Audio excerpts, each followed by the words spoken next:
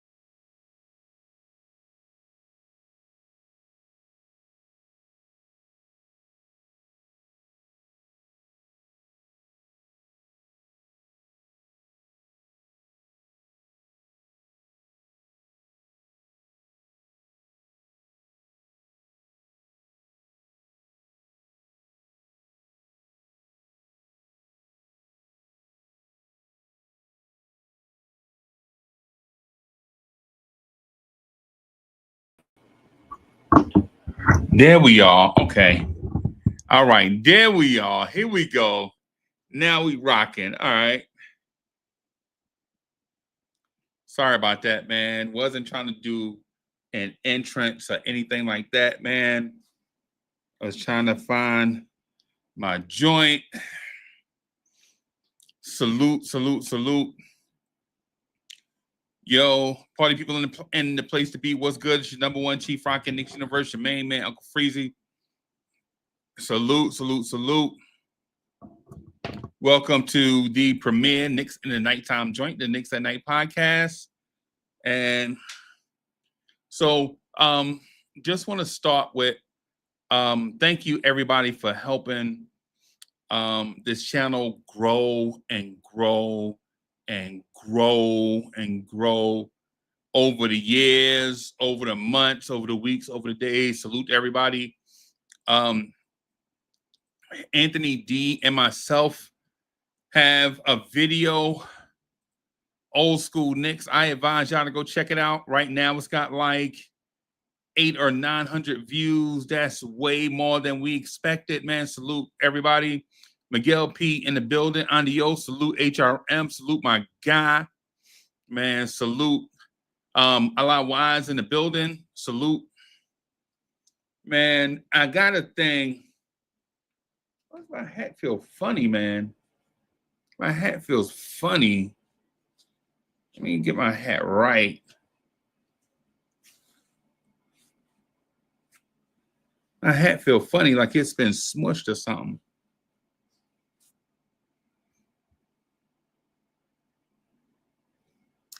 All right, whatever. Let's rock.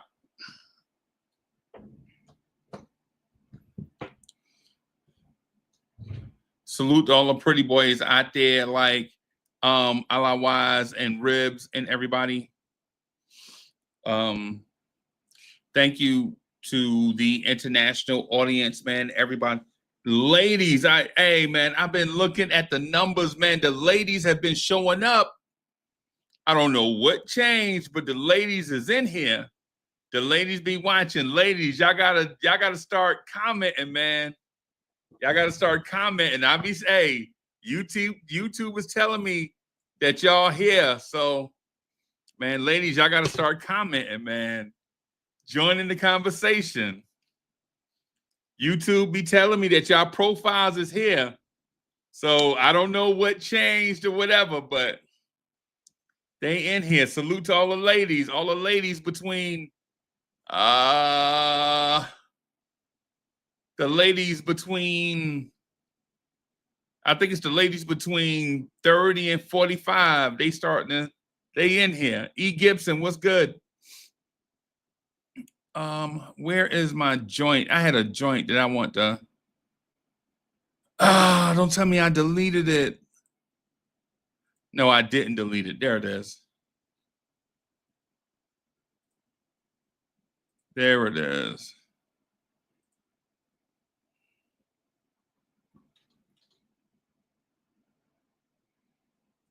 Okay, yeah, I think I may have 2 browsers open. Yeah, I got 2 browsers open. All right. So let me do my thing just real quick. I'm gonna get into a bag real quick, just something I want to talk to y'all about.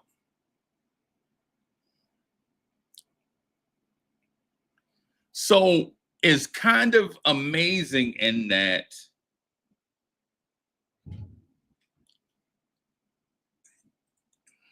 let me see. For Shizzers in the building, salute.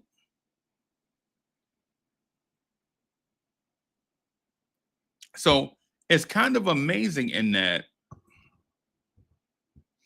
when you think you hit rock bottom, sometimes it's a blessing in disguise.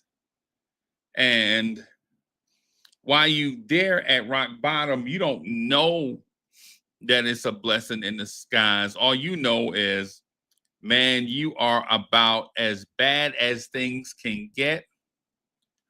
But on the other side of that, you know, better days soon come. So, but you don't feel like that when you're on the bottom. And I'm talking specifically about when the Knicks were a 17-win team. I gotta do something with this hat, man. This is my favorite hat too, by the way. I don't want to change it up. This is my favorite joint. But you don't want to,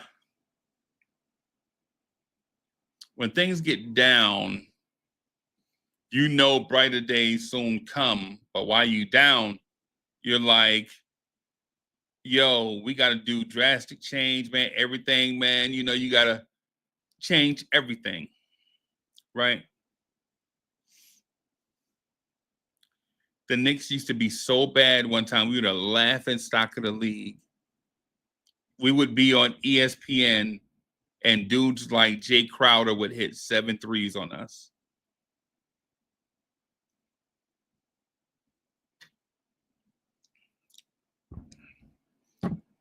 the Knicks were rock bottom, and just when you thought things could get no worse, dudes like Victor Oladipo would put up 37 on us so that he can make the All-Star team. And I know those days seem like they are so far gone. Those days are so far gone. But those days were, man, just like right around the corner. There were days like borderline stars that are trying to make a name for themselves would light up the Knicks. Excuse me, just to make the name for themselves. Right? Names like C.J. McCollum. Names like Karl Anthony Towns. Names like OG Anunoby. Names like Jalen Brunson. Names like Mikal Bridges. Yo, it's crazy. Borderline guys, like guys that were on the cusp, would come to the Garden and look so good, we would openly dream about what it would take to get that player to come here and be our star player. Like, Wise, you remember when we used to do the shows and we used to dream of days like, yo, man, what would it take to get Damian Lillard? Anybody remember that? The Dame at Night podcast, Hoodie Kev? His dream scenario? Damian Lillard and Karl Anthony Towns in New York win us a championship with Kevin Knox?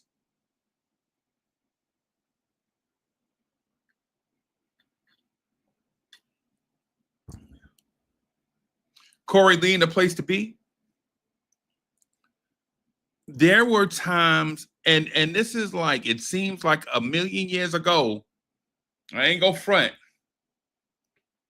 It seems like a million years ago where Knicks fans would legit dream about a team's third best player and be like, man, if we could only get Bradley Beal.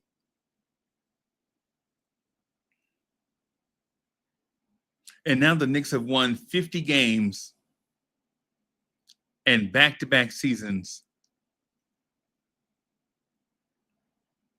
And our mindset has gone from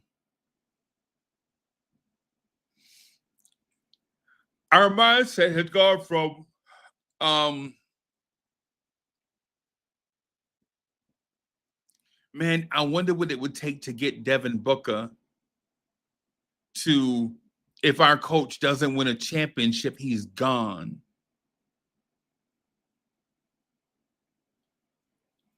And you could only listen. Jalen Brunson is a phenomenal player. Tom Thibodeau is a phenomenal coach. Right? You feel me? Karl Anthony Towns is a phenomenal player. Julius Randle was a phenomenal player for us, a stalwart.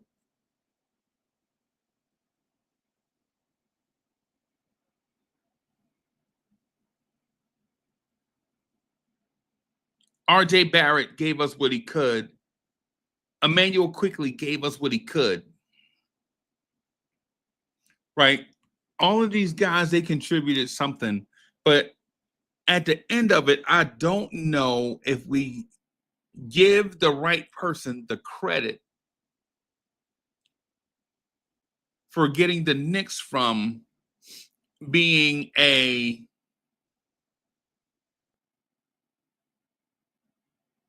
$17-win team with no direction, no star, no coach, no glimmer of hope, no nothing, to a team that 50 wins seems like it's customary. And I know Knicks fans have been hearing the 50-win talk, 50-win talk, 50-win talk. And I get it. Honestly, honestly, to be real with you, I am at that stage of thinking 50 wins is great. 50 wins is great. But when I think about where we come from, I think that is greater. When you start Alonzo Trier and RJ Barrett on opening night, you're sending a message to the league that when you start a rookie backcourt, that's ringing the alarm that you're a tanker.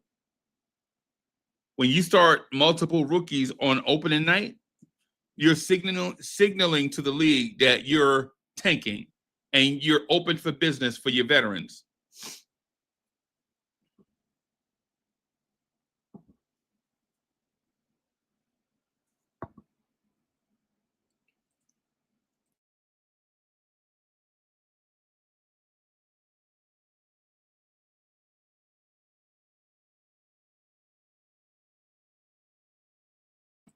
Basically, you're waving a white flag on opening night, right?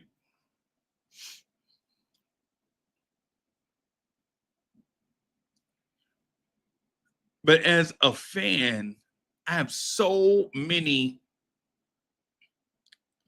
diverging thoughts. And I know your mind is a place where things should converge. All your things should come together in your mind. I'm telling you, as a Knicks fan, that I'm having diverging thoughts. Like a lot of my thoughts are like ships passing in the night. Like 50 wins is a great thing going in one direction and thinking about where we come from in another direction.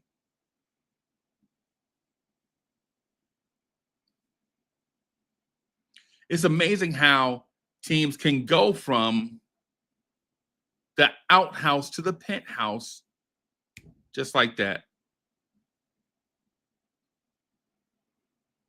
And our Knicks have gone from,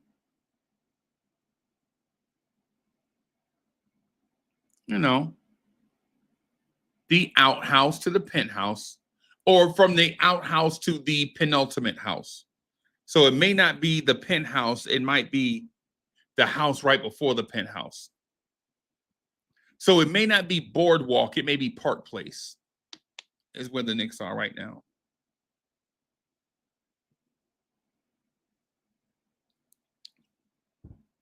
And when you think about how we get here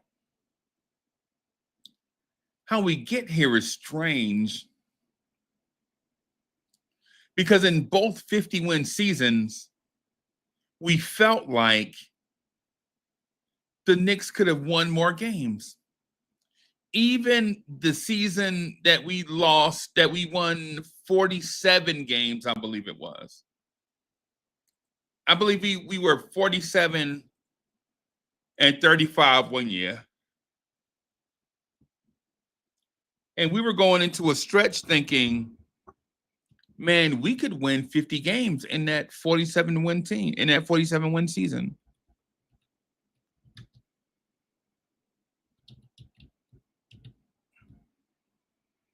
I'm going to see if I can find the Knicks record.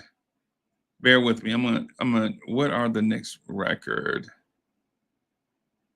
Okay. Going to see if I can find them. Right now, the Knicks are 50-20. And last year, I think the Knicks were 50-32. And the year before that, I think the Knicks were 47-35. The year where we lost to the Pelicans, the year Brendan Ingram went off on us, we lost to Miami in the playoffs. The Knicks could have won 50 games if Jalen Brunson had an ankle and someone else was injured. I think it may have been Randall. I think it may have been Randall that was injured in that season. And we could have won 50 games for 3 straight seasons.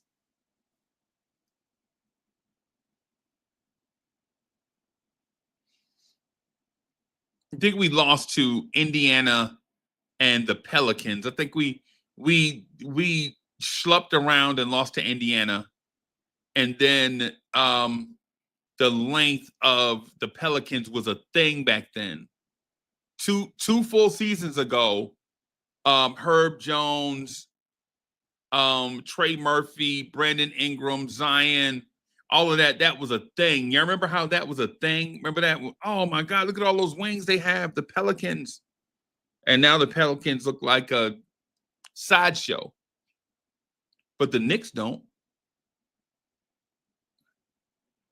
The Bronx is in the building. Salute.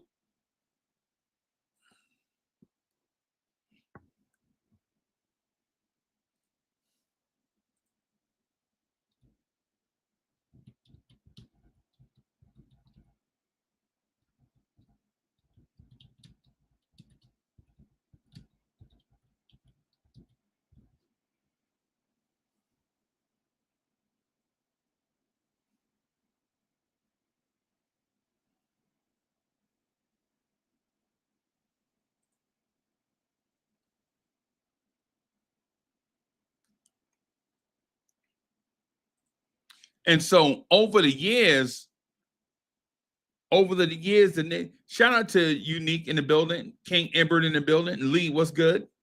Tori B, Barry in the building, salute. So when you go from the Outhouse, where your best player may be Enes Kanter or Enes Freedom and Tim Hardaway Jr., maybe Trey Burke, Frank Ntilikina, to having an undisputed best player and with a roster full of great players where you don't know on any given night, one of your great players can step up and dominate, i.e. OG Anunoby or Mikal Bridges or Karl Anthony Towns or Josh Hart.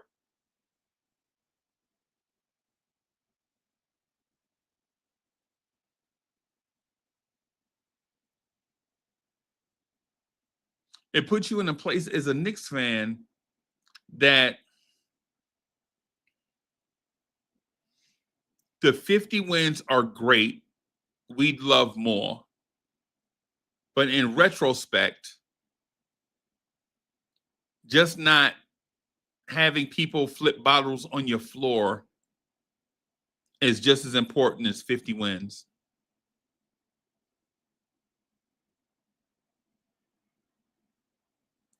Right? Jay Crowder not looking like Reggie Miller on your floor is just as important as 50 wins. JaVale McGee grabbing a rebound and going coast to coast and dunking and having the Lakers celebrate and laugh is just as important as 50 wins.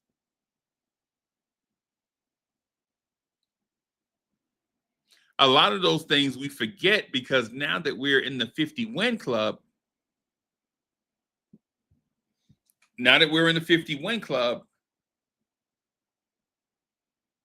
those things don't happen anymore.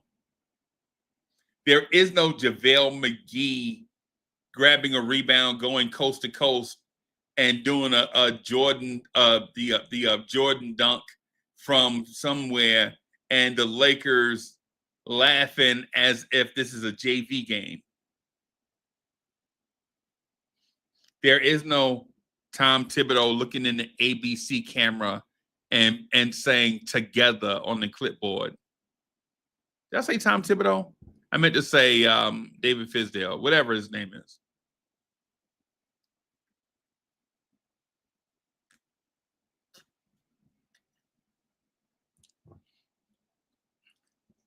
There is no young bull like Anthony Edwards wanting to come to New York and stake his claim and shoot 7 for 39 because he feels like he was up next.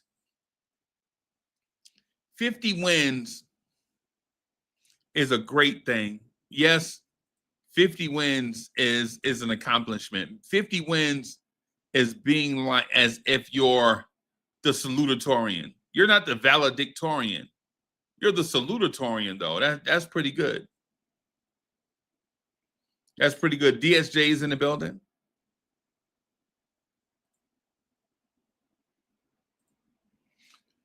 If you're new here, please consider subscribing to the channel, hitting that like button, joining the family, becoming a member.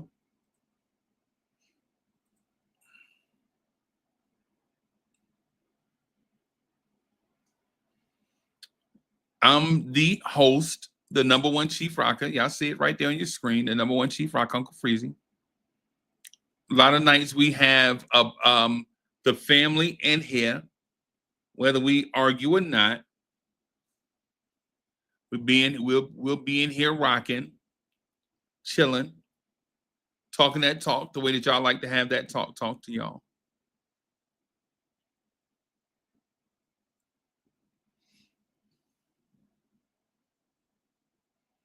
All day long, I thought about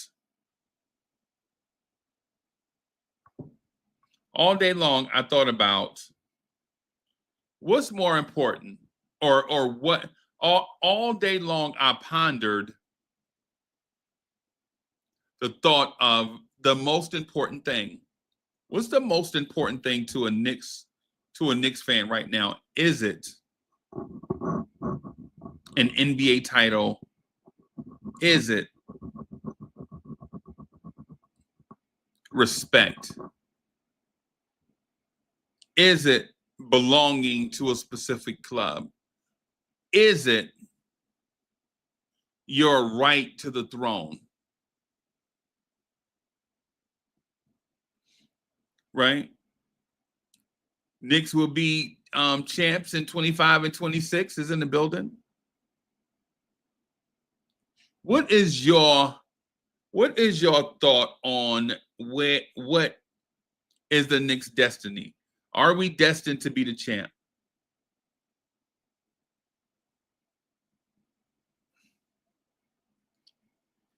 Is the Larry O'Brien trophy our birthright?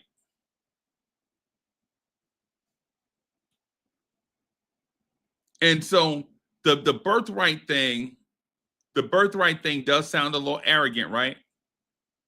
But New Yorkers are the one that says the Garden. I'm gonna ask this. I'm gonna just ask this. New York is the what? If I say New York is the what and you fill in the blank, I bet all of y'all have the same answer. And if you have the same answer, that means you feel as if the Knicks, the Larry O'Brien trophy is the Knicks' birthright. If I say, hey, listen, New York is the what, and you fill it in,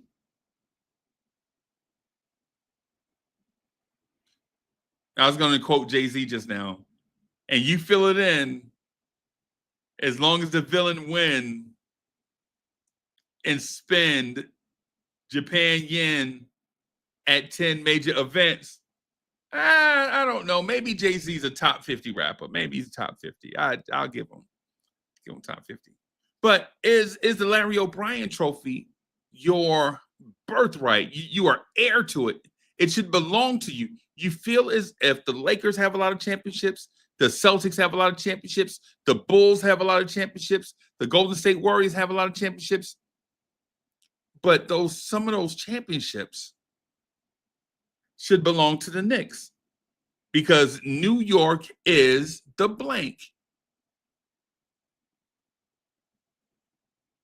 And the fact that New York, the Knicks don't have championships make us feel like If you can't listen, if you're a coach, if you coach the Knicks and you can't make it here,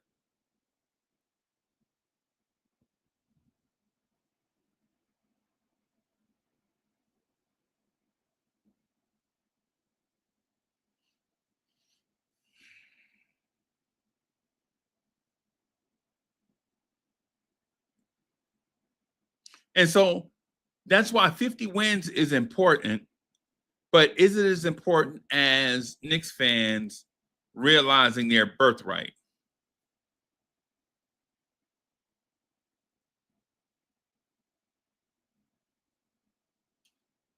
If you become, I'm going to ask DSJ this, if DSJ is still in the chat. DSJ, if you become a great all-time Knick, if you become a great all-time Knick, right? They call you the what? In other cities, they'll call you GOAT or legend. But if you are a great whatever in New York City, they will call you this thing, this blank. It's not a GOAT. The GOAT thing is for, whatever. And I knew it was a real thing. I knew it was a real thing when I saw a poster of Bernard King with a cape and a crown on his head and a scepter. And they called that man the blank. And I was like, you know what?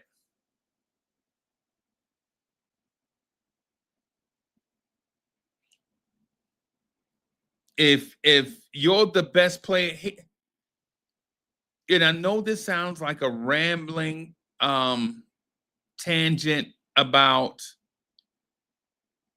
our place in the NBA, and if I ramble on about our place in the NBA, then I'm gonna ramble on about our place in the NBA, just like most Knicks fans do in their subtle way. Knicks fans use terms like the King of New York, or if you can make it here, you can make it anywhere, right? With all that said, the Knicks have a game tomorrow against one of our rivals, and I ain't gonna front. Now that we're at 50 wins, 51 wins don't impress me, right? 51 wins don't necessarily impress me, right? But I tell you what would impress me, though.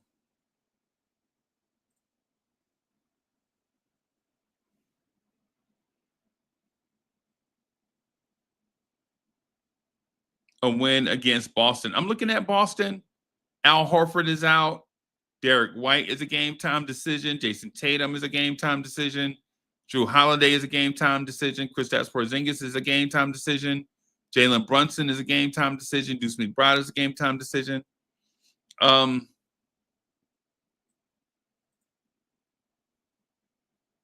would love to see that. I would love to see a win against the Celtics.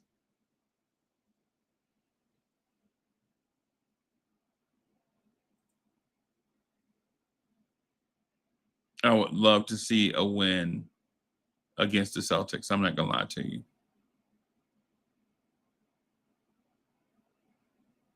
Shout out to my guy, Anthony D. We did a show Sunday, and that show has like 900 views. That's crazy for us.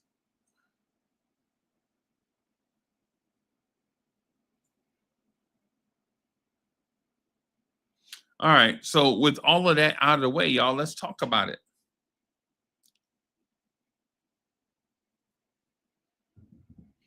Let's talk about this thing.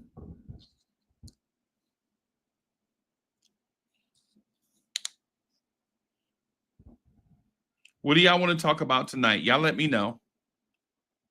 Throw it up in the chat. I already have a topic I want to talk about. right? I already have a topic that I want to talk about. I'm going to just save it for a few moments.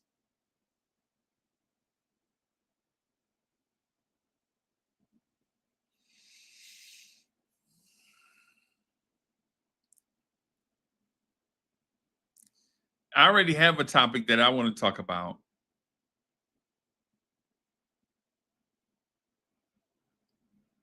Y'all tell me what y'all want to talk about. Because if y'all listen, if y'all let me talk about what I want to talk about, I'm gonna have y'all stirred up mad tonight in the middle of the night.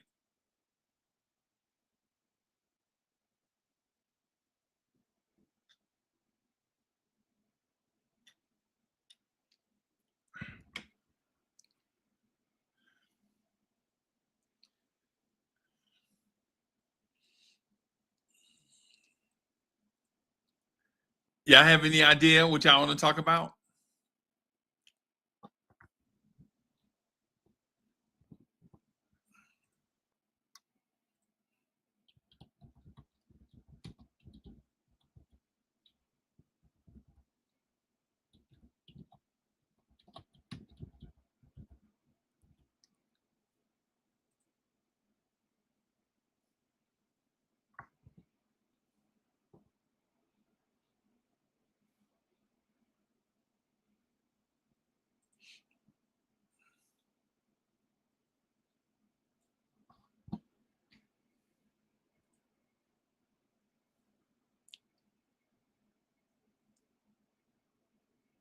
King Ember says, "What will a win tomorrow mean to us?" Yeah, for sure.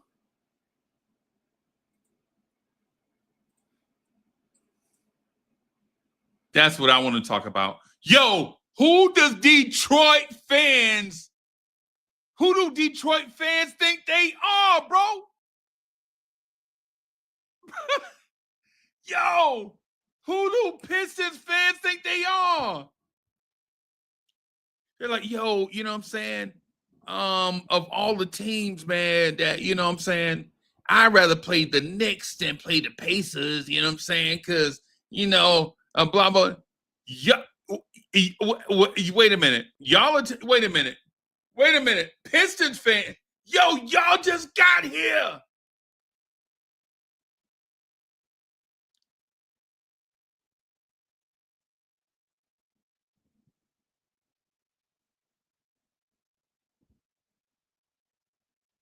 The Knicks have been in the playoffs 4 out of the last 5 years with different teams. Every time the Knicks make the playoffs, the roster look different. Tom Thibodeau will get anybody to the playoffs. And y'all talk about us?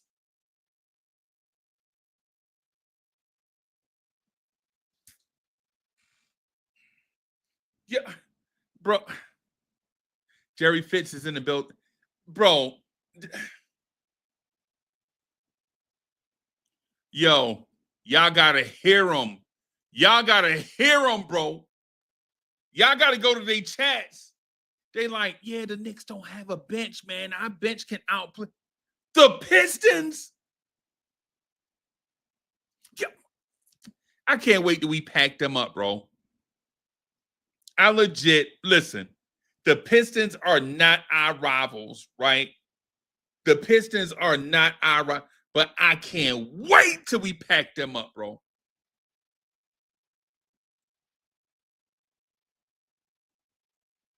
The Pistons. The Pistons. The Pistons have the audacity. Bro, they can't. The Pistons, they not even like, yo, man, hey, man, we just glad to be here. We just going to try to play our best. You know what I'm saying? The Knicks don't have a bench. Y'all don't even have starters.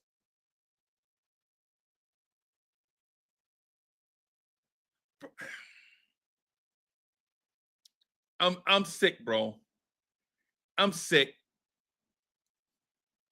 The Pistons are confident that they can beat the Knicks, bro.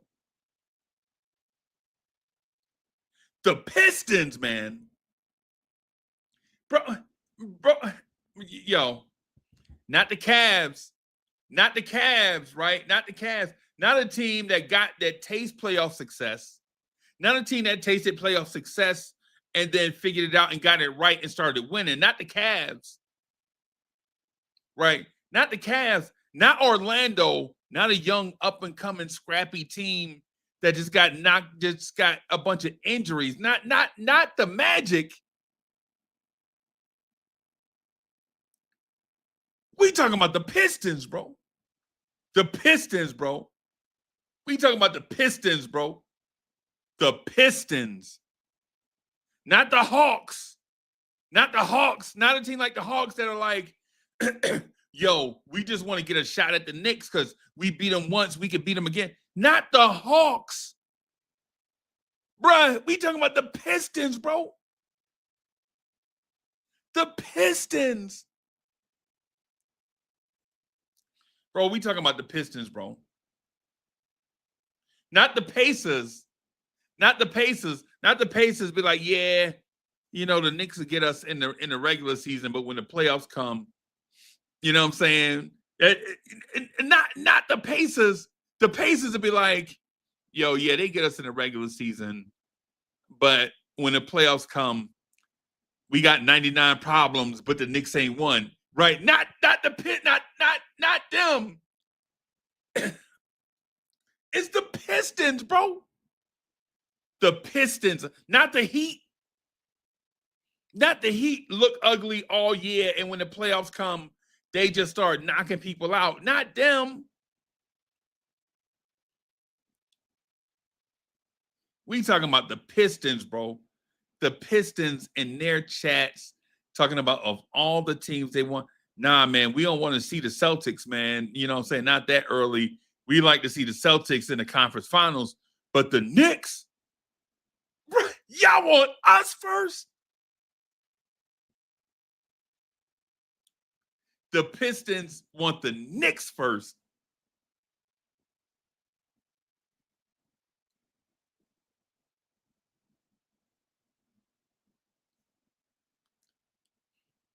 The Pistons, bro. Not the Bucks. Not a team that we never played in the playoffs. I mean, not recently. You know what I mean?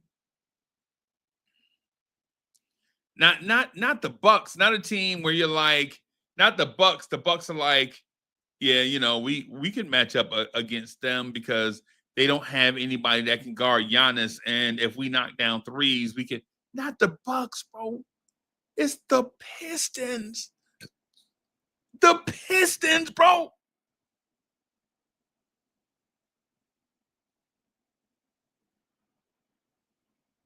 The Pistons. The Pistons, bro.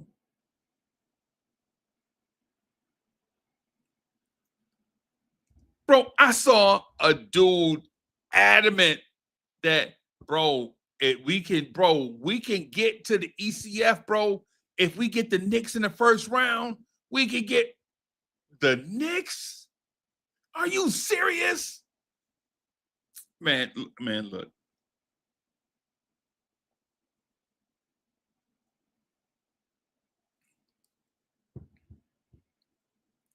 That's what I had on my mind, bro. The Pistons, bro. The Pistons. I might clip this up and send this to King and Deuce. King and Deuce, if y'all watching the Pistons, bro. The Pistons. The Pistons. The Pistons prefer the Knicks.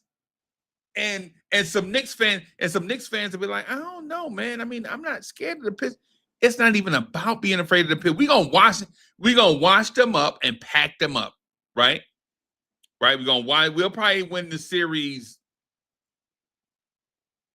4-1 because these owners be wanting that playoff money, right?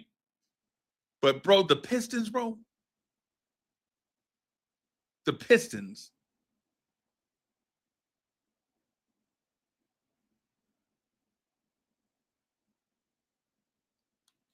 We talking about the Pistons of all the teams in the Eastern Conference to call my name. Big Tone ain't even called my name, bro. Big Tone ain't even said nothing about the Knicks. And you know he a talker. Big Tone ain't scared of nobody. And he ain't said nothing. The Pistons.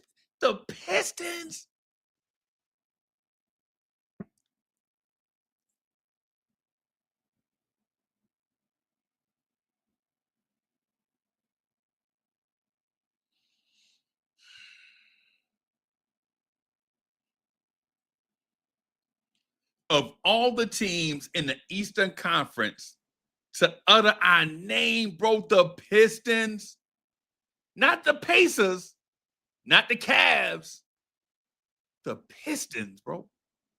Do y'all know how random that is? Bro, y'all don't even know how random that is, bro. Y'all don't even know how random that is, bro. That's mad random, bro. That's mad random, bro. The Pistons.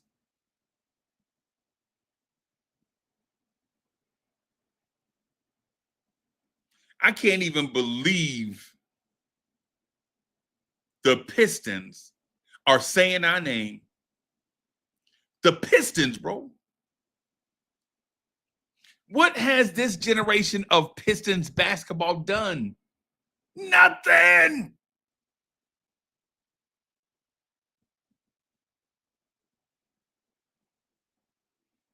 Bro. I was looking forward to a very competitive series against the Celtics in the second round. Is what I was looking forward to. That's what I was looking forward to. Right? I didn't even know who the first round opponent was going to be. I didn't know if it was going to be, throughout the year, it looked like Orlando. Then it looked like Milwaukee. For a while, it looked like Atlanta before they made that weird trade. But the Pistons, bro, what are we doing out here? The Pistons are calling our name.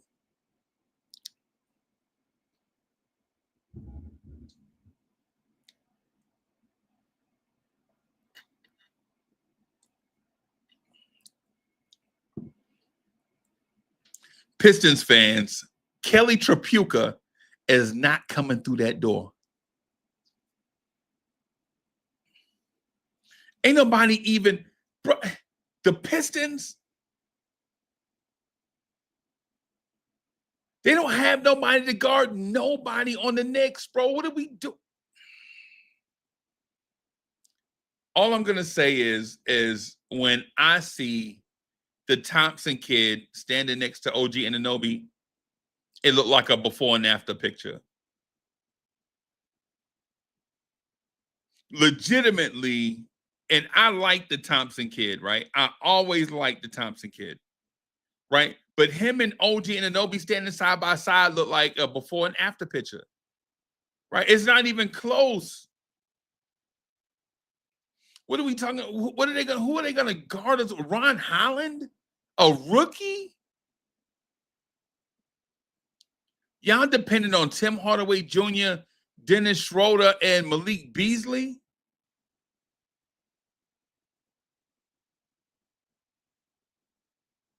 Bro, those are the three streakiest players to ever play NBA basketball. Tim Hardaway, Malik Beasley, and Dennis Schroeder. That's what y'all coming to fight?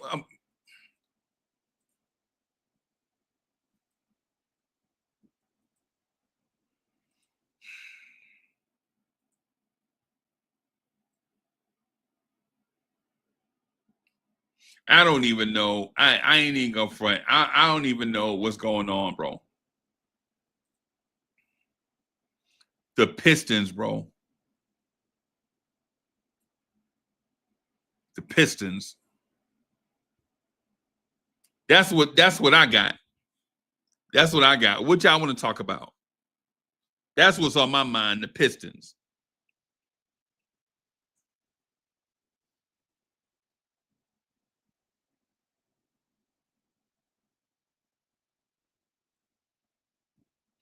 Jerry Fitz says, Beasley is nice, gonna win 6. What? Fitz, stop, bro. Come on, man. Fitz, don't do that. Don't do that. Don't do that, boss. Malik Beasley is good, right? 6th man of the year. I mean, we gotta relax, bro.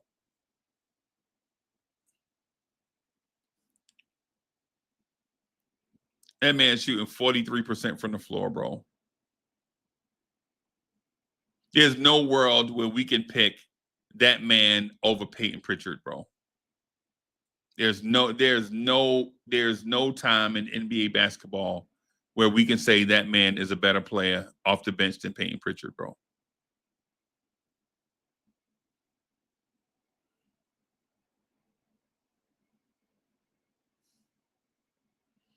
I'm sorry. Maybe he will. I don't know. I don't know. I don't know. I just don't. That's tough, bro. That's tough, Fitz. And if he's their 6th man, who's their starter? Let me look at the Pistons starters, bro. Detroit Pistons. So Tim Hardaway Jr. is a starter. Jalen Duren, Tobias Harris, Asar Thompson has started for them. So their starters are Thompson, Hardaway, Duren, Harris, and Cade.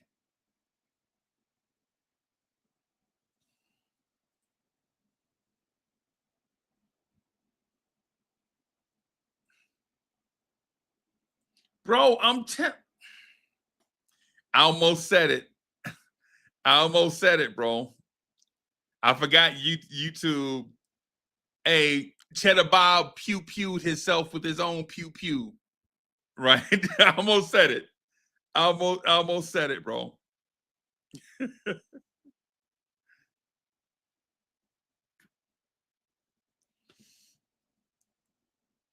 The Pistons, bro. That's what I've been thinking about all day is the Pistons, bro. The Pistons, you watch their stuff. Bro, they got air in their chest. The Pistons have air in their chest, right? They took that big boy deep breath. Like they got their chest stuck out, man. They walking around like they back hurting. You know what I'm saying? I mean,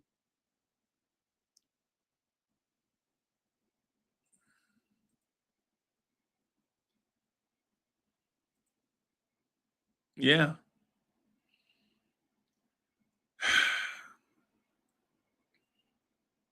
So the Knicks play the Celtics tomorrow night.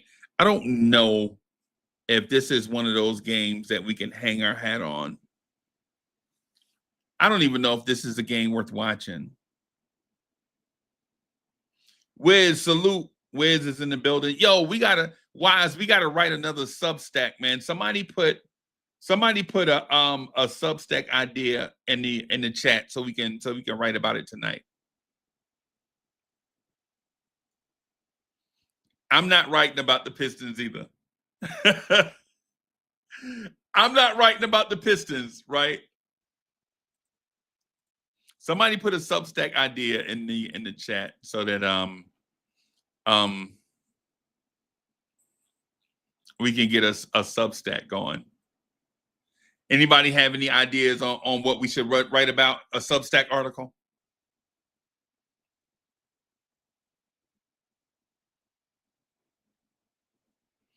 And Unique says, hey, just don't sleep on Detroit. I'm not sleeping on Detroit. What I'm saying is, think about what I'm saying, though. I'm not sleeping on Detroit. What I'm saying is, of all the teams to call out, the Pistons the Detroit Pistons are gonna call out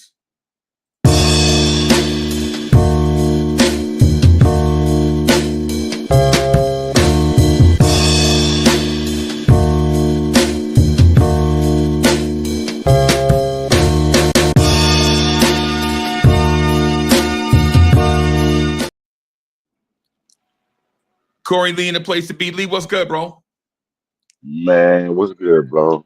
The Pistons, Yeah. bro. Really? The Pistons, Awesome. bro. All I can think of is 8 Mile, Papa Doc, Cheddar Bob, and B Rabbit. That's all I can think about. And then I'm thinking about, in the state of Michigan, they can barely drink their own tap water. Don't Bro. say nothing to me. Oh my gosh, bro. This is hilarious, yo. Bro, this is hilarious. This is Yo, hilarious, bro. you need to put me on some of them Detroit podcasts because they need some major trolling from me. Bro, the Pistons, bro. Yo, this is so funny to me, bro. Hey, man. Cats out in the Midwest be tripping. Bro, It's what are different. we and Shut bro, up. what had but see the thing that get me, right? The thing that get me is and so y'all know, like on the streets, like somebody will pick somebody out and it'll be a chump. Like somebody you'll pick some random out on the street and chump them, right? And so when I'm looking, I'm like, wait a minute. The Pistons think we chumps? Wow. Wait a minute. Wow.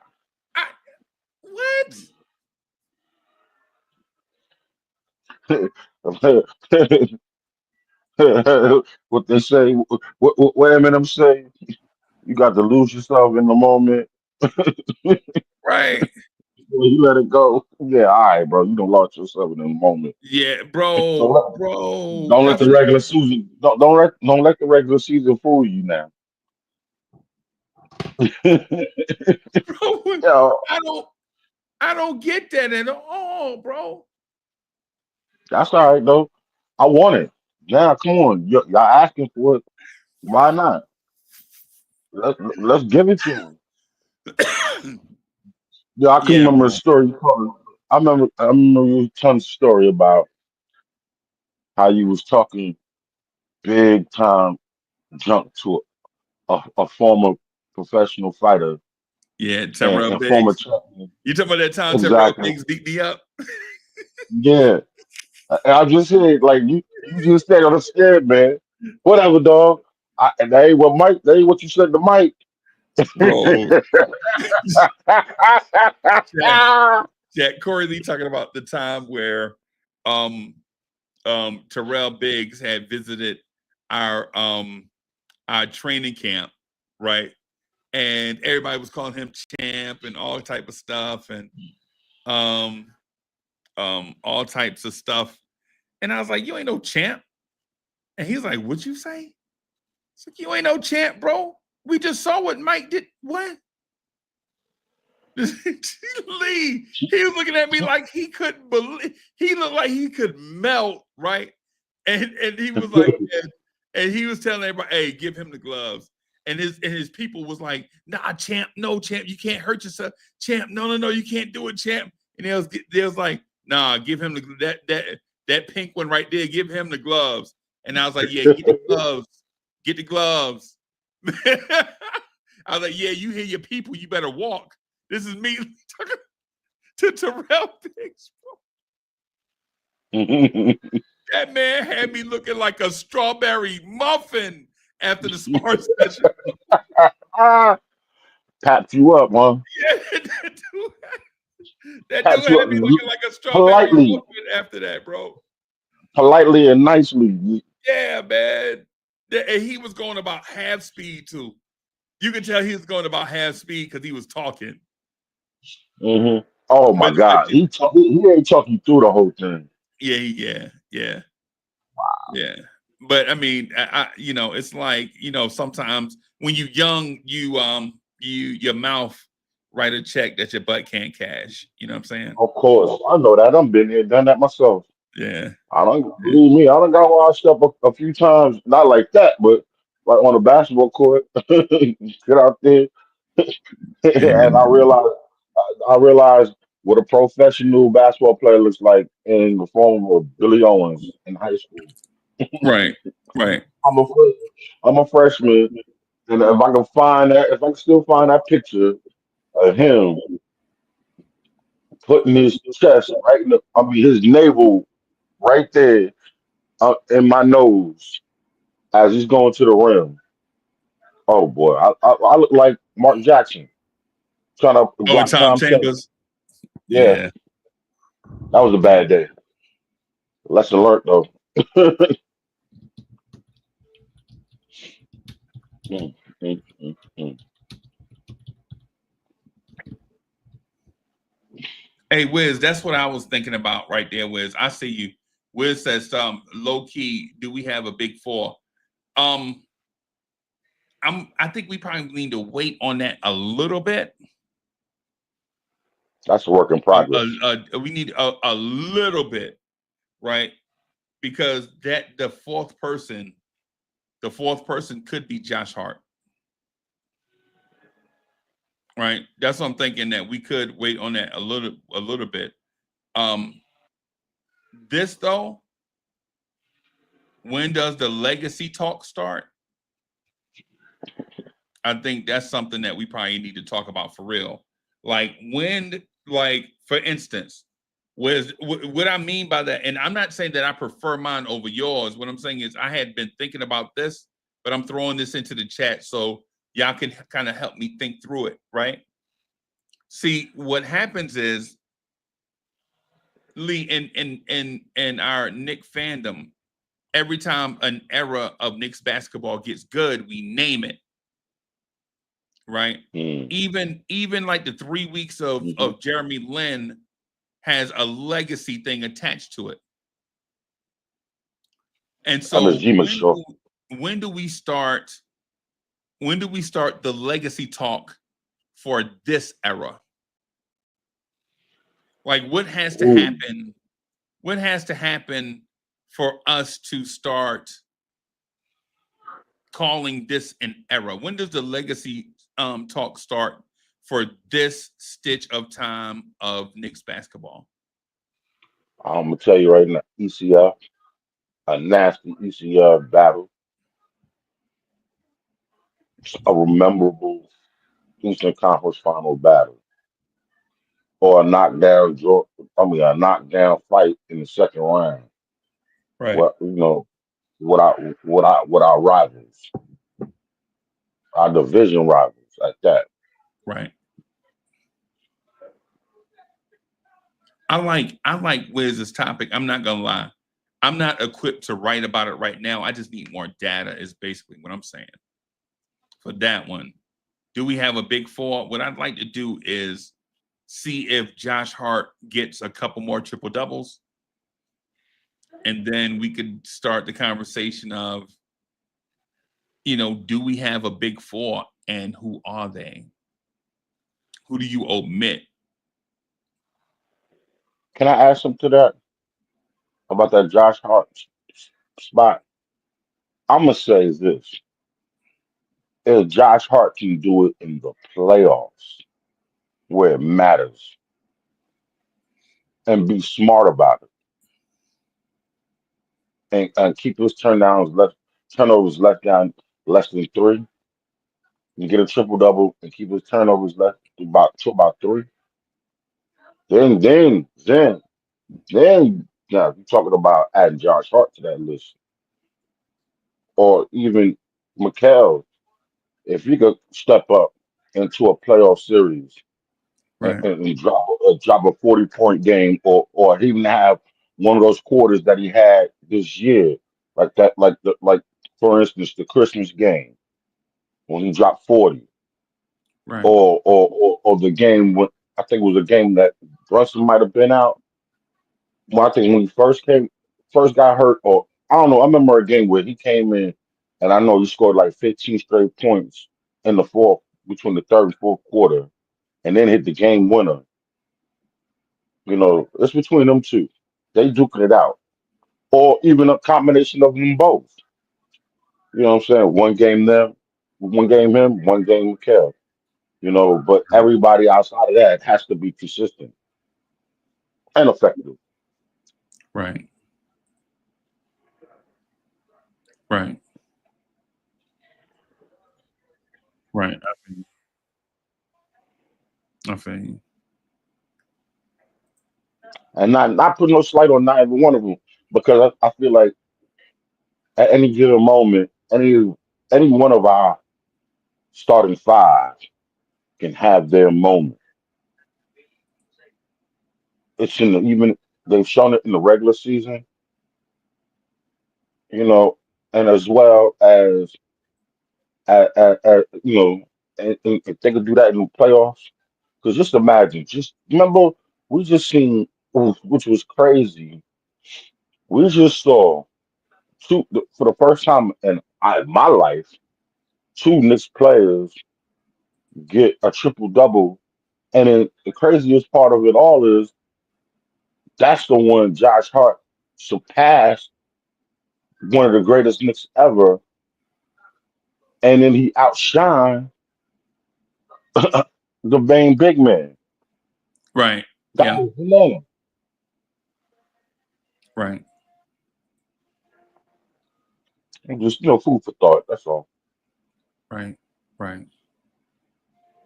Bro.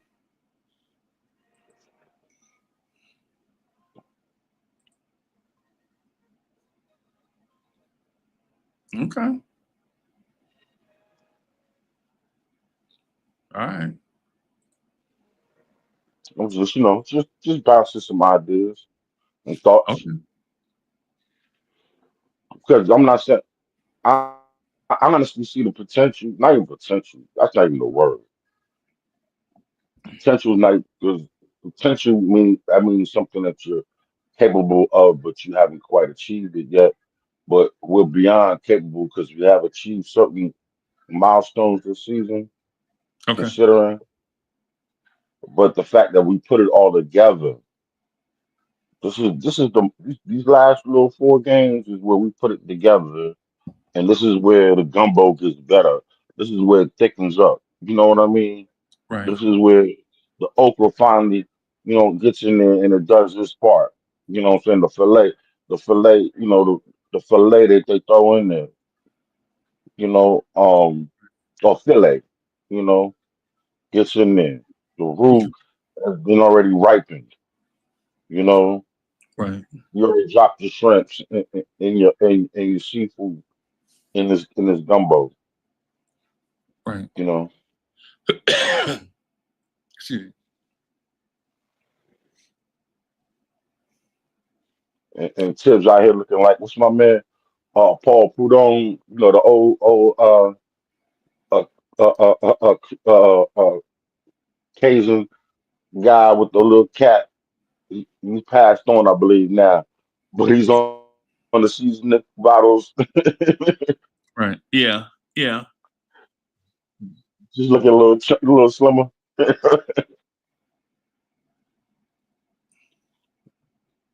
Or out there looking like my man, Mr. Lagasse. Right. Right. Right.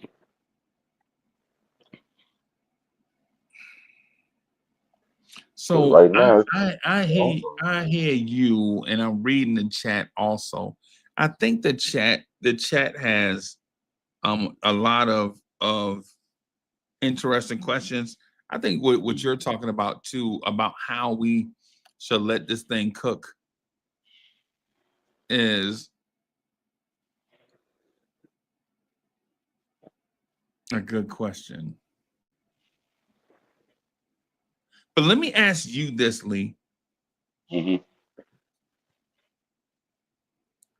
Why is it that when we say let it cook, we only mention players? Oh no, not even just that. Because I threw in Tibbs in that too. Because He's the one mixing the ingredients at the right time. He has to know, you know. Sometimes you can't over season. You can't put too much salt. You can't put too much cayenne in there. You know, you got to put the right balance. This is what this is where your taste buds have to come in and understand, you know, what the right balance of everything is.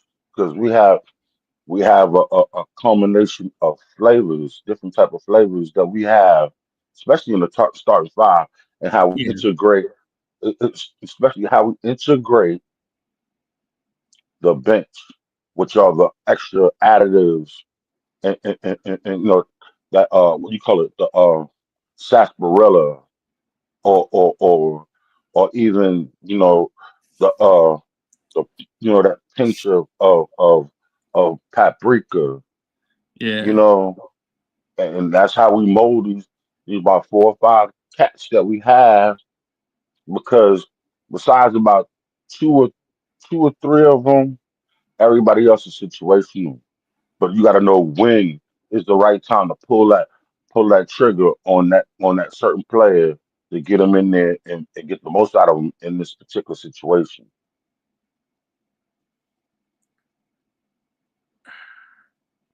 And that's up to Tip. That's Tip's job, you know. Right.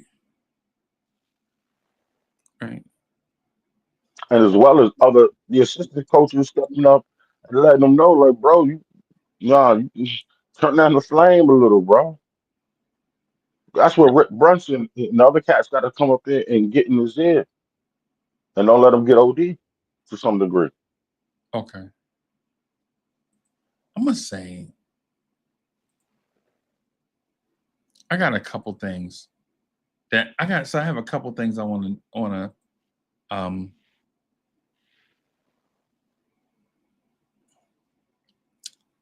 let me do this. I'm gonna do while we talk about what you just said, right? Mhm. I'm gonna put a thing out here. I'm gonna put my thought out here so I won't forget. But I want to talk about you letting it cook, right? Hold on for a second. Let me see. Have you busy? What?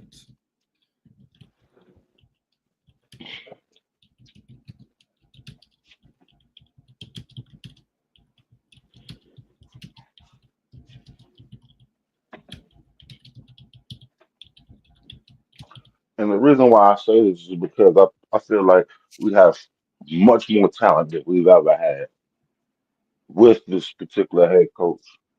So I don't see why he can't. And I'm not saying, and also too, I'm not saying that he has to get it done, but he should be.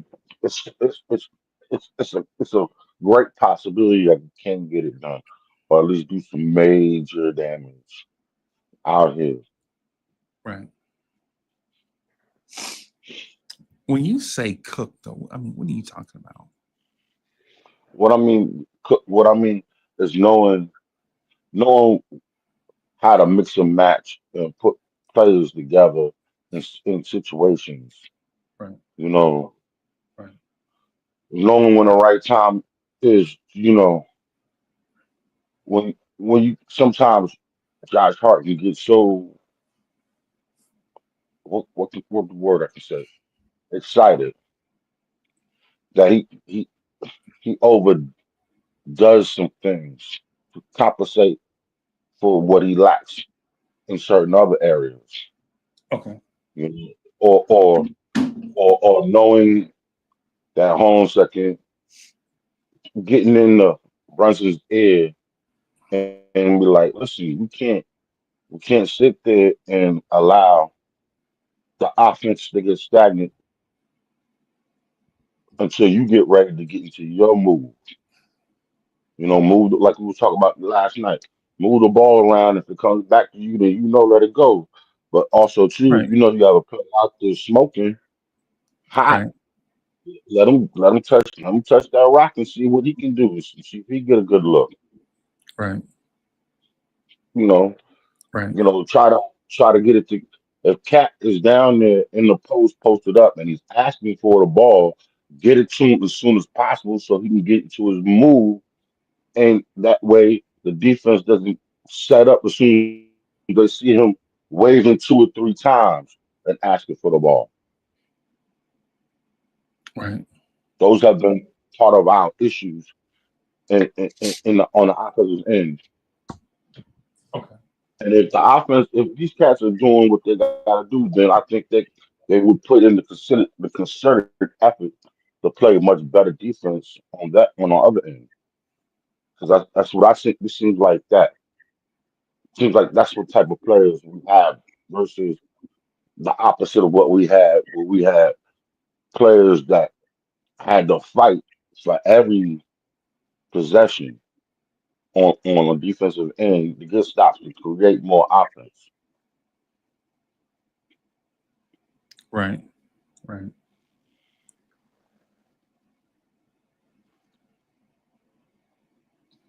That's interesting. Chat, what Because do I'm y'all think looking about that? What do y'all think about that, Chat? and let me because I feel like this team is the polar opposite of teams we've had in the past. Okay. Okay. I want to give some credit to Tibbs. Oh yeah,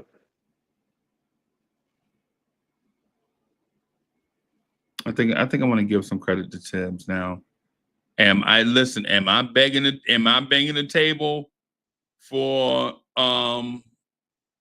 Tibbs to stay? No, I'm not. But what I like doing though is giving people credit when credit is due. Right? I do like giving them credit for credit is due. And what we're gonna do tomorrow night is we're gonna watch the Knicks offense against the skeleton Celtics defense and see if there is something there, see if there's a takeaway from tomorrow night's game. Right. And I'm not just talking about shots, right? And I'm not just talking about box score.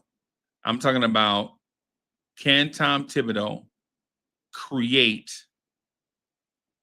an offense where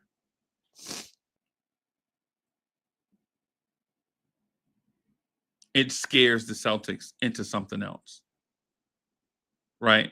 Can Tom Thibodeau and Snipes, this is what I'm talking about. Like, can Tom Thibodeau generate an offense that makes the Celtics do something crazy, like getting some hybrid man zone concept for 1 to 2 possessions, just to try to get Tibbs out of that offensive set that he created.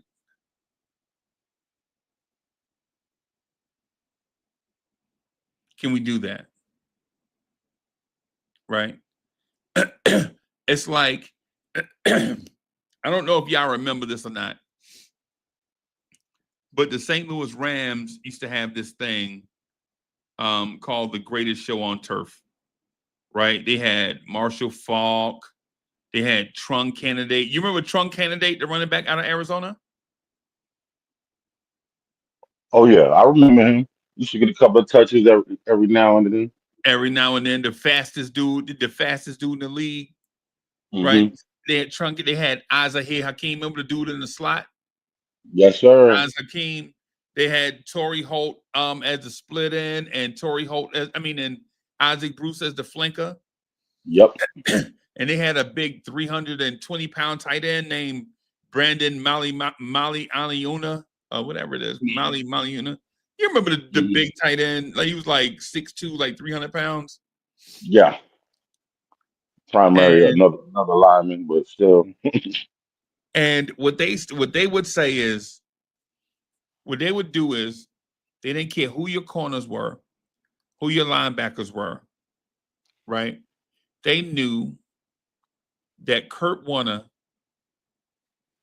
could throw darts at a moving target that was 40 yards away. And they knew Isaac Bruce could catch hot BBs in the dark. So if you gave them 3 seconds, they were going to complete an 18-yard pass on you. But the Giants were like, you know what? We're not going to give people 3 seconds. You know what we're going to do? We're going to take all our defensive ends on the roster and put them all in on one pass rush set, and we're going to call it a NASCAR package. Mm-hmm. Right? And so they create this thing called the NASCAR package where they put nothing but their fastest and most efficient defensive linemen on the field so that you didn't get 3 seconds to pass the football. And they didn't do it all game, right? Because they didn't want to wear players down or for you to get used to it, right? And so that's what I'm expecting from Tibbs tomorrow. I'm expecting Tibbs to come out with some unique offense to make the Boston Celtics coach think some about that game and the playoffs. Put something on tape, one to grow on, right? Do you, for instance, post up Jalen Brunson and Karl Anthony Towns is throwing an entry pass? That's something to think about. That's something to think about, right? Because you don't have to just get straight into it. You can actually screen yourself into it, give the ball to Cat above the 3-point line, entry pass into Jalen Brunson, and let Jalen Brunson do his Brunson burner. Jalen Brunson is not going to back anybody down with power. Jalen Brunson is going to use his crafty footwork to create mismatches and shots over susceptible defenders. Right?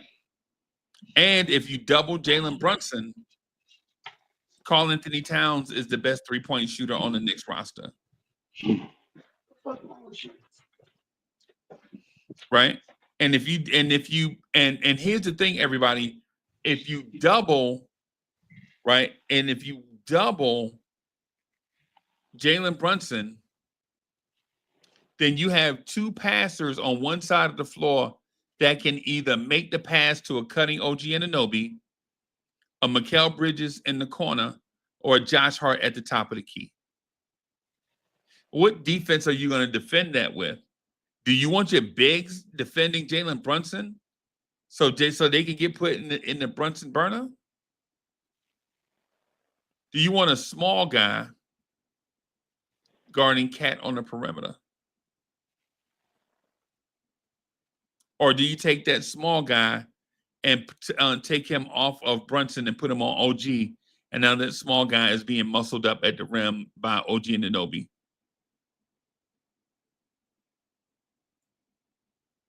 Something to consider. You don't have to run it all night, but sneaking in a look or 2 of that gives teams something to think about.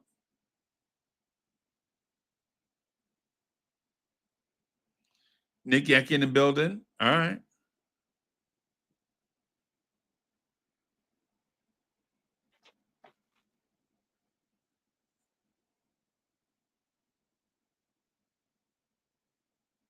HRM, I don't think Drew's playing tomorrow night. Now, you don't have to run exactly what I just said, but you can try something different offensively, especially with Jalen Brunson coming back, and you're trying to kind of working his way back into shape. Tomorrow, Lee, you know what I would do tomorrow? I'm listening. I would play a lot of Mitchell Robinson and Cat together tomorrow. Yep. Anybody in the chat in favor of seeing Karl Anthony Towns and Mitchell Robinson playing together tomorrow?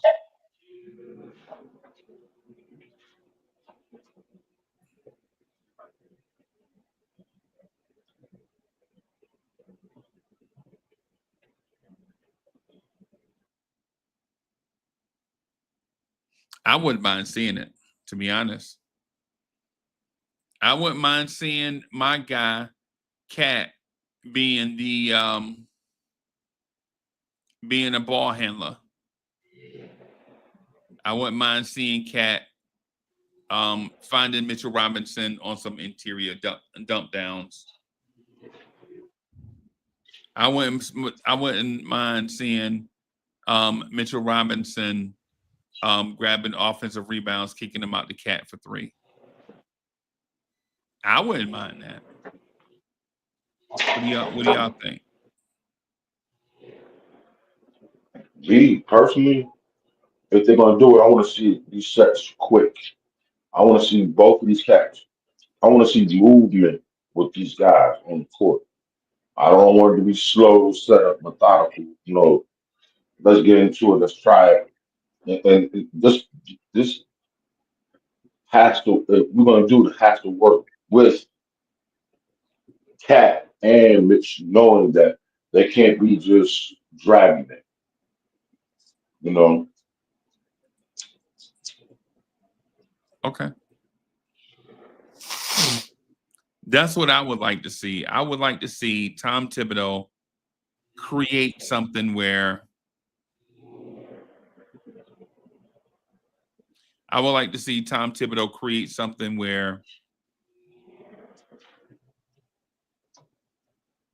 the Knicks can take advantage of bigs, basically.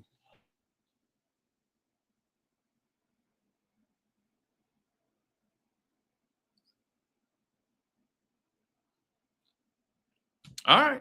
Sound like, hey, you quiet on that. Okay, so let's spend this last couple of minutes talking about this then. What Knicks star is primed to take the next step in development, everybody?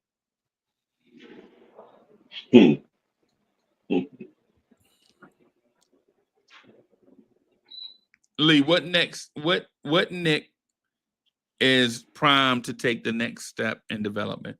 What Knicks star is primed to take the next step in development? it's got to be Mikal Bridges, in my opinion, and not even a star, but also too. I got a bench player, Larry Shamans. Larry Shamans. So the question is, what Knicks star is primed to take the next step in development? Well, star, it's gonna have to be. It's gonna have to be Mikal. He has to. He has to find a way to find that balance of him trying to play solid, good defense, but also trying to find a way to get that mid range.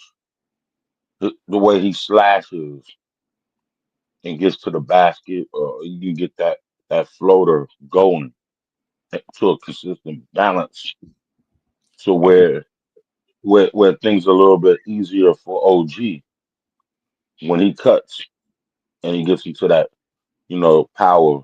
They gotta find a balance, and also to Jalen Brunson most of all, because he has to orchestrate this whole entire thing. Okay.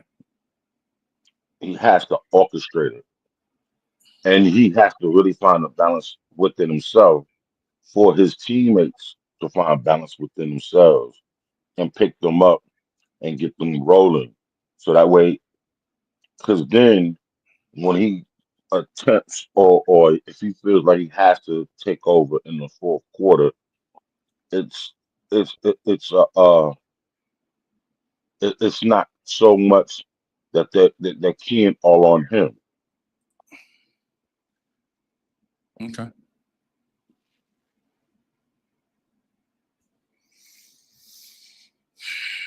I guess in these last few seconds, I had a couple of people. I respect that. I think we all have our own opinions. Maybe we should do a show on that. What Knicks star is primed to take the next step in development? That may even be a summertime show. That is a summertime show. Yeah, I think though you can't ignore what OG Anunoby has been doing. Oh no, not by far. And I think he's already taken that step. But now the question is will it equate to something into the playoffs? Can he carry it over into the playoffs? Because that right now is immediate. Right. That's immediate. That needs that right now. The fact that we got that taste in our mouth. Remember Harlem Nights and then how Della Reese got upset at Red Fox because he told her, she had some orange juice. She wanted some orange juice, and then he got nothing but a corner left in the jar in the refrigerator. Yeah. And how you know what I'm saying? How you gonna get my mouth all watering for a glass of orange juice and you ain't got nothing but a corner left in the fridge? Right. You know what I mean? Right. It has to be consistent. The flow has to stay and remain because that right there makes games a hell of a lot easier for everybody. That's why we can look at Cat and be like, damn, he dropped 28. We didn't even know he dropped 28 because we so steady watching what OG is doing. Right. Exactly. Four guys getting over 80 points on an average.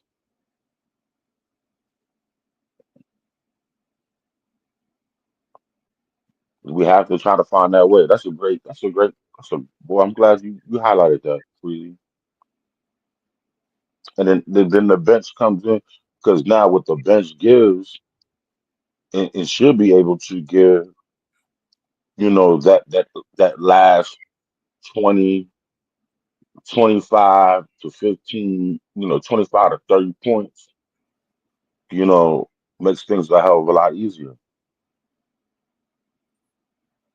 especially if everybody's cooking. And you know what it starts from? The point of the attack defense. Not only getting into our offense sets, but also to our perimeter defense. Point of attack, shutting them down, creating turnovers. Because that's how OG has been really, getting a lot of his points. You know, him being out there and even sometimes not necessarily basket hanging like Obi did, but to the point to, you know, he put so much pressure on it on the ball that now here comes Deuce McBride and he can jump the passing lanes like a cornerback or a free safety, jump that passing lane, snatch it, pass it right back to him, and here he goes right down the court for an easy basket, or vice versa. Mikael Bridges, you know, you know, campaign getting down there, getting gritty, putting pressure on the ball as well, and helping out Jalen Brunson and stepping in there, you know. So would Nick Starr though is primed to So, take the next step in development? I'm, it got to be a starter, and I'm also too. I'm gonna say Jalen, I like Jalen Brunson as well as Cat too, to some degree on the defensive end, finding his niche on ways that he can help out because he's shown in the last few couple of games, he's shown the capabilities of getting out there and helping out, and also too, you know, getting some sort of rim protection. He didn't had a couple of decent block shots out there, and as well as not giving up so many rebounds on the defensive end, because that's also been a problem too. We allowed it's called uh Phoenix the other night hang in there, and thank God they was shooting like doodoo. You know what I'm saying? Right. So when it comes to what Star I think is primed to take the next step in development, I think it's easy to mention these two, but one of them is not fair to mention. So the two I want to mention are Carl Anthony Towns and OG Anunoby. The thing with OG Anunoby is OG Anunoby has never shown you this before. So when you see it, you don't know, is it live or is it Memorex? You don't know, right? But if OG can continue to get these shots where he wants to and force the action without turning the ball over, which is key because OG has been turning the ball over a lot, right? Mhm. If he can if he can add this to his game, then I would say OG Anunoby is primed to be that guy. Now, the thing with Karl Anthony Towns is, as a Knicks fan, you really don't know what Cat has in the hat, right? You don't know what Cat has in the hat, right? Because you're like, you knew he was good over there, but he played in a tiny market. And most of the time, everything you heard about Cat, it was rumor and innuendo. It was rarely what you actually saw with your own two eyes, right? It's kind of like Anthony Edwards right now. The only time you see Anthony Edwards is in a highlight where he's dunking on somebody or hitting a game winner. And so we assume he's good, but you're asking yourself, a basketball fan is going to ask, does Anthony Edwards know how to play basketball, or is he just extremely gifted? Right? That's a great. Y- Wow. Is Anthony Edwards Dominique Wilkins, right? Like, legitimately, is he Dominique Wilkins? And y'all remember Dominique Wilkins, bro. If you don't remember Dominique Wilkins, man, go Google him. Right? Is he supremely gifted, or is he the complete package? And I'm not saying that Dominique Wilkins wasn't the complete package. What I'm saying about the complete package is it's rare. The complete package is Wilt Chamberlain. Wilt Chamberlain led the league in assists from the center position. That's a complete package. So when it comes to Cat, we don't really know how good he can be or how good he is, because he's on a new team trying to figure out some stuff, trying to play with new teammates, and new teammates are everywhere. Right? And so with the thing with Cat is, every now and then he'll show you something that you've never seen before. So you don't know if that's him picking up something new or if he's always had it, but you saw it. Right? And it's like Vera when Benny ran out of orange juice. Right? It's like that.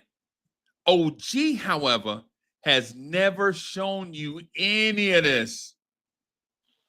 And if OG can become 20 points a game, he's a top. If OG is 20 points a game, from here on out, he's and a shoe-in for the All-Star game. All NBA defense. A mini Kawhi. Right. Yep. Right. And so when they asked OG about it, they were like, OG, where's all the scoring come from? And y'all know OG don't like to talk. Oh, Gugwa don't like to talk, right? So he's like, it's just opportunity. Right?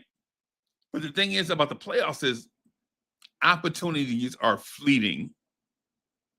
You know how they say, you know what I'm saying? You better when how does the saying go? When something you better answer. Strike when the iron's hot. Yeah, Lee. I was saying strike when the iron's hot. Strike when the iron's hot.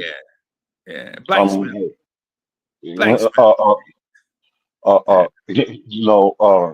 We say when EF Hockey calls, everyone listens, or something like that. I forgot how the commercial used to go, but I know exactly where you leading to. It's like you got to take that moment right then and there. You can't mess around with it. You can't second guess yourself. You can't second guess what you think you know. You got to know it. And also too, what was it? You have to. Do we You talk gotta about know when to hold them, know when to fold them. yeah, but also, but I think did we talk about this last night? Like knowing you got to know that you are that guy. You have to like know who you are. Knowledge of basically knowledge of yourself and knowing what your capabilities are without without a sliver of doubt. Okay.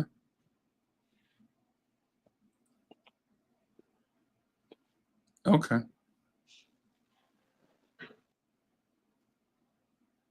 What I'm gonna say is the OG thing is I think the OG thing, I don't know. I think it's like that full force song. It's a temporary love thing, but at the end Mm. they talking about how much they might love her. I think that's where we at. It's like you remember that song by EPMD, Jane. You remember Jane? No? Okay. It's for I keep forgetting it. It's only I Queen. remember. It's only Queen's hip hop for you. Okay. So you remember that song by Nas, Moment for Life? You remember I Come wish on, I could man. have this moment for life. I Yes, wish I sir. could have this moment for life. Hmm. For life. Yeah, so shout Yeah, out to Queens. Queens in the building. Right. always. So my thing is with OG, I don't know if this is a permanent thing or if it's a temporary love thing or if this is a moment for life. I don't know, whichever Queen song that you wanna choose. But the thing about Cat is Cat shows you something every now and then. You're like, hey, is this live or is this Memorex? Now you may not remember that because that's a saying from the 70s and 80s, right? I think it's from the 80s. I think it's from the 80s, right? Is this Wasn't that live or is it Max Memorex? Headroom? Yeah. No, I wasn't around the time. It wasn't around the time of Max Headroom, Right. but Right. anyway, go ahead, bro. Yeah. And so what I would say is I'm gonna say this to my fellow Knicks fans.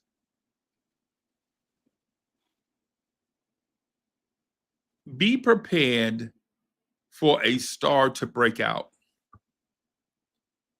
right? Be prepared for a star to break out. I don't know which one it is, but if Tom Thibodeau keeps tinkering with this offense and everybody gets back healthy, then I think we might get that breakout that we didn't suspect.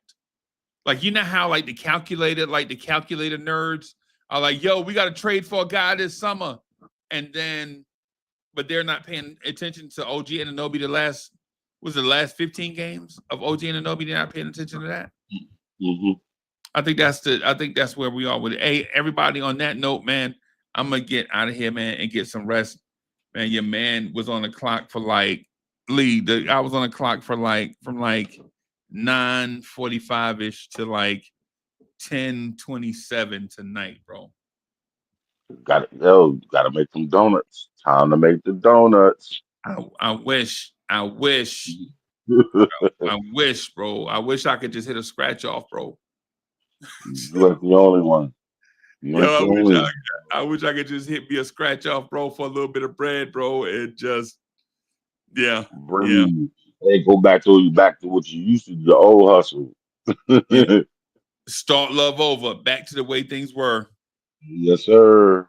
For those that remember, anybody remember Miles J? Let's start love over. Back Hmm. to the way things were. Forget about him, and I'll forget about her.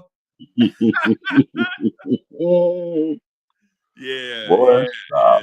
yeah, man. Hey, man, thank you everybody for coming through, rocking with us. Thank you for all the new viewers watching us on replay. Salute to the replay gang coming through huge, bro. Yep. Um, Gang. yeah, my replay people. And Lee, I don't know if Oh, I told you this, bro, but I was looking at the phone to see where the replay gang coming from. I'm gonna show you. I don't know if you can see it on the screen or not. I'm gonna try to pull it up real fast. I'm gonna but, I want to say one quick thing, Freely. A shout out to the new, Blowers His international family. You know, those of y'all out there across the water coming out here, sitting down, taking your time to listen to us because Nick Nation is one of the biggest nations out there. Yo, that means a lot for me. You know, if I translate over well to you all, Lee, it's and not check. my I don't know if you can you see that? I'm gonna try to get to the.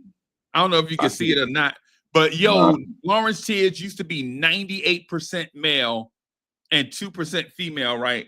And right now in this moment, Lawrence Tibbs is 89.8% male and 10 or 89.8% male and 10.2% female. Bruh. shout out to the ladies. Yeah. Bro, come Shout- on, man. Come on, man. Shout out to the ladies coming through. And they coming through. I'm gonna tell you what age range they are too, Lee. They are age range 25 to 34 and 35 to 44. So they basically 25 to 44, the females is coming to take over Lawrence Tears, bro. They That's on what's the way. good. Shout out to the ladies. Yes, shout out to They're- Tori B, Wonder Woman, all those ladies who out there who check us out. You know, those are consistent. Um, man. Miss Darlene, I think she be popping in once in a while. Miss Bryant, all them chicks. Excuse my language, I ain't gonna call y'all chicks, but you young ladies, you know what I'm saying?